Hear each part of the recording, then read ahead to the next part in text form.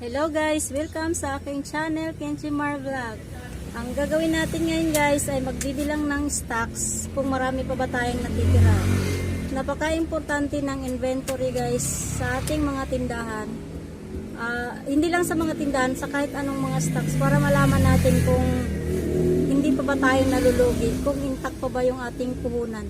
Halimbawa, nag-umpisa tayo sa puhunan na 20,000 noon, kung hanggang ngayon 20,000 pa rin ba or kumunti na. Mas maganda sana kung mas malaki pa siya sa 20,000 hanggang ngayon. Ibig sabihin, nag-i-improve ang ating tindahan, hindi tayo nalulugi. Sa mga malalaking grocery store or mga wholesaler guys, nag-i-inventory sila once a year. Yung year-end inventory ang ginagawa nila kasi nga malalaki yung store sila, ang dami-dami nilang stocks.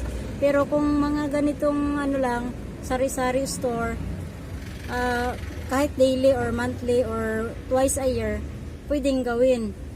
Kasi konti lang naman yung stocks natin. Saka guys, kung namimili tayo araw-araw ba or every other day, ugaliin talagang mag-check tayo ng resibo kasi anytime nagtataas ang presyo ng mga paninda.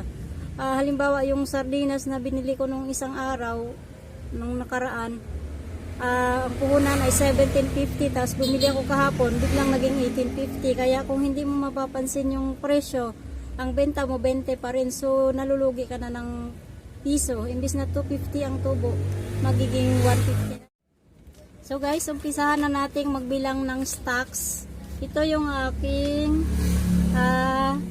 ginawang sample ng mga stocks ko, kung magkano yung inumpisahan ko, tsaka magkano yung natitira ngayon na stocks.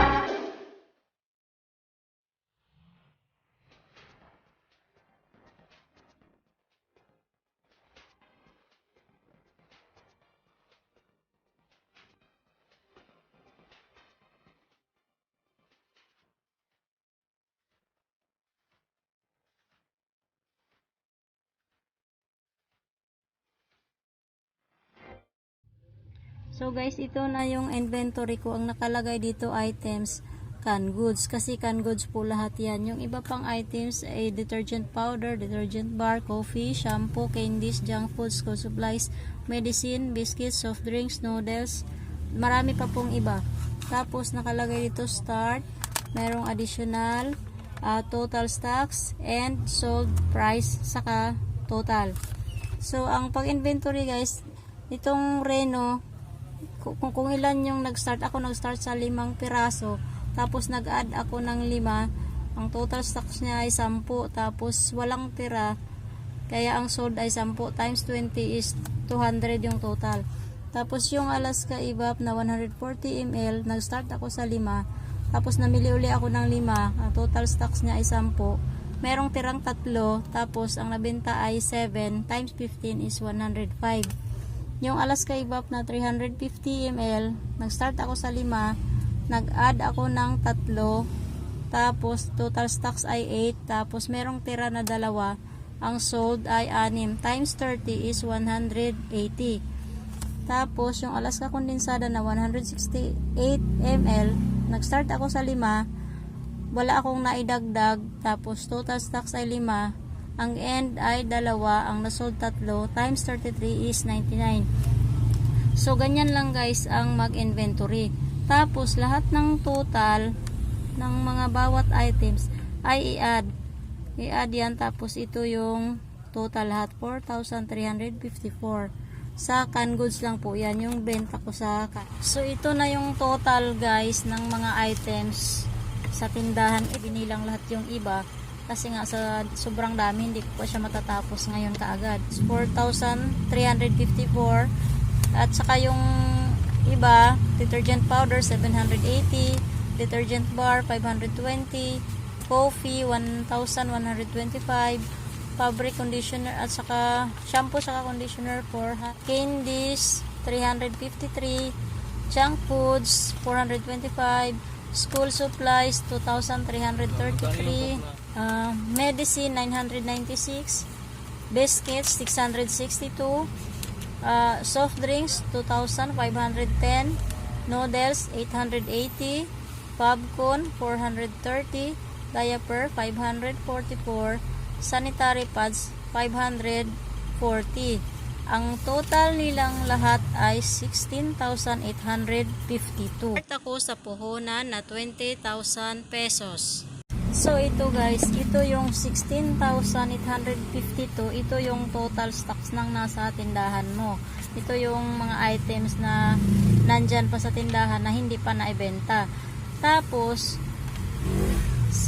yung meron kang hawak na cash on hand, ito yung hawak mong pera ngayon na hindi mo pa naipamili. Basta yung cash, merong 15,000 na hawak na pera. So i-add mo yan, yung 15,000 saka yung 16,852. Ang total nyan ay 31,852.